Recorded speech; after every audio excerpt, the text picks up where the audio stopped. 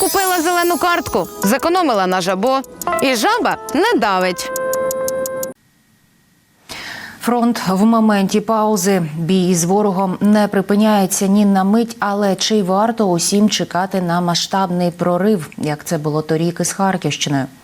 Валерій Залужний говорить про ризики статичної війни, а британська розвідка пояснює, як виникає ця статичність.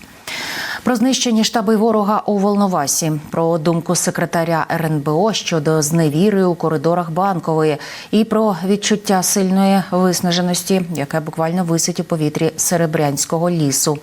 Більше про події 618-го дня Великої війни дивіться у матеріалі Олексія Пасака.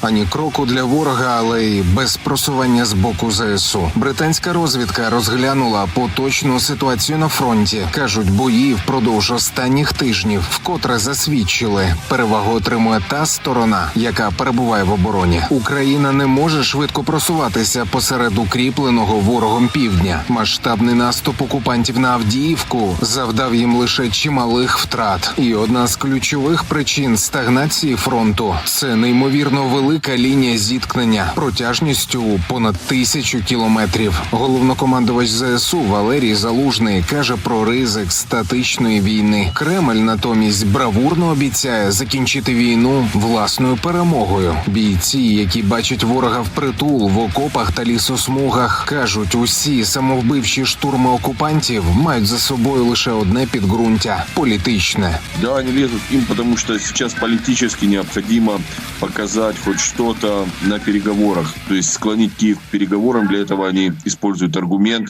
о том, что украинский контрнаступ зашел в тупик. Стороны идут на позиционные войны, и никаких успехов Украина достичь не может. Поэтому помогать ей бесполезно. І тому нужно тиснути на Київ. Київ має сісти за стол перемовин без виведення російських військ. Таке в них завдання, і над цим вони працюють. У якості аргументу їм треба щось захопити, десь просунутись вперед. Поки ворог планує просування, тили окупантів поступово, але невпинно отримують болючі удари. Росіяни скиглять про приліт ракет «Хаймарс» просто в будинок культури у Волновасі, де загарбники облаштували свій штаб. Московити запевняють, буцімто штабу в будівлі не було, а через обстріл є поранені цивільні. Але місцеві гауляйтери ще не в курсі про кремлівську методичку. Прямо в центр зала было 2 прилета. Вот все живы-здоровы. Но здание нанесен очень серьезный ущерб.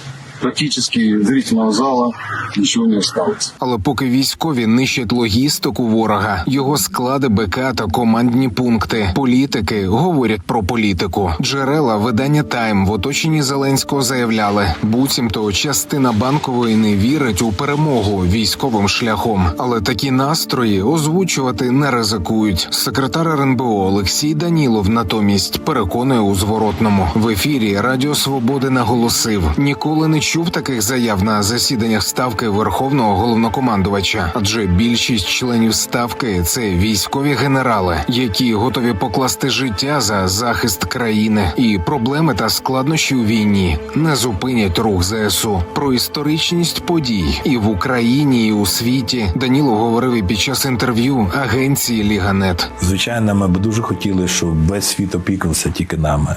Але світ великий. Є інші проблеми. Ми не знаходимося десь в окремому якійсь резервації. Ми члени великого світу, ми в великому процесі боротьби демократичних світлих країн за те, яким буде світ найближчі 100 років. Так стається, що раз в 100 років світ трясе, раз в 100 років відбуваються великі війни. Ми зараз вийшли на цей процес. Скільки він буде по часу триватися, я не можу вам дати відповідь, але точно можу сказати, що наша країна, наш народ буде на боці світла, і перемога обов'язково буде за нами. В інтерв'ю секретар РНБО говорив і про питання втоми військових та про очікувану демобілізацію. Каже, і головнокомандувач, і міністр оборони, як і кожен член Ставки, можуть надати пропозиції щодо змін існуючих правил. Але вагу, яку взяли на себе Сили оборони України, краще відчутно не в кабінетах, а в окопах та укріпленнях, десь біля Креміної, в Серебрянському лісі. Бійці 67-ї бригади розповідають про найзапекліші бої, в яких брали участь. Бій більше 20 з чим-то годин, безперервний бій, штурми, евакуації. І знаєте що, я справився і всі справилися. Тобто хлопці і з позиції, і вони дуже свіжі. І зараз приходиться знаходити сили.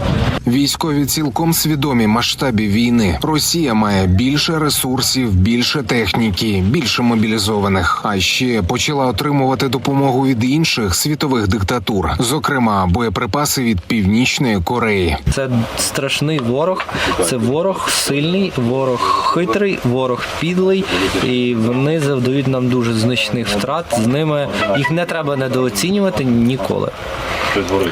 Якщо їм зараз довезуть, чи їм зараз довезли 1 мільйон снарядів, це значно вплине на ситуацію в плані втрат. Чи вони зможуть з тими снарядами кудись просунутись? Слухайте, я не впевнений, що значно. Тобто ми навчилися оборонятися, і як ми бачимо, вони теж навчилися оборонятися. Такий період зараз війни характерів, де і ми виснажені, і вони виснажені, але вони беруть тим, що їх просто їх більше і засобів більше. Тому в цьому вся складність. Ну і брак людей, звісно.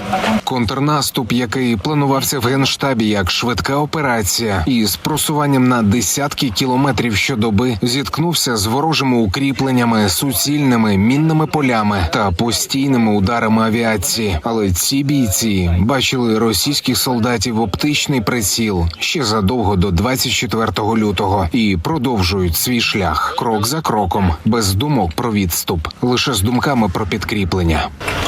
Глянь, від зумся тут зліва, якщо що, десятка.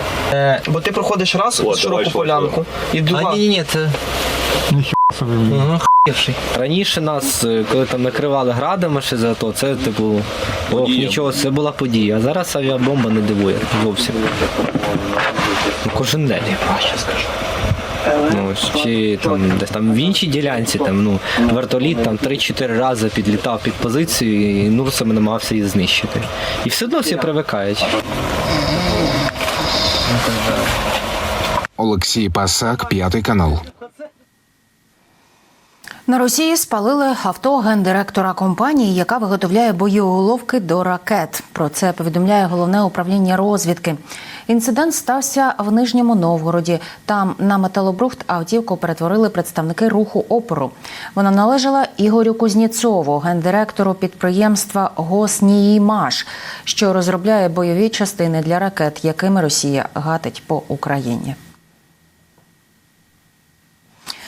Просували російські наративи на території України та називали Путіна спасителем, який об'єднає слов'ян. Українські силовики ліквідували організацію «АЛЛАТРА», яка діяла на території України понад 10 років. Сектанти «АЛЛАТРи» під виглядом місіонерства виправдовували збройну агресію Ерефії та публічно просували кремлівську ідею про створення Союзу слов'янських народів під керівництвом Москви. Організація мала прихильників по всьому світу, ба більше до спільноти входили і відомі українці. Хто саме та чому спецслужби дозволили стільки років вести проросійську діяльність, далі у сюжеті. «АЛЛАТРА» это называется книга, потому что вот знак, который вы можете видеть, это вот как раз-таки обозначение «Аллат» и «Ра». «Ра», как вы уже обратили внимание, да, это свет, и «Аллат» – это созидательные силы. Свою діяльність секта «АЛЛАТРА», яка формально є громадською організацією, в Україні розпочала приблизно у 2011-2013 роках.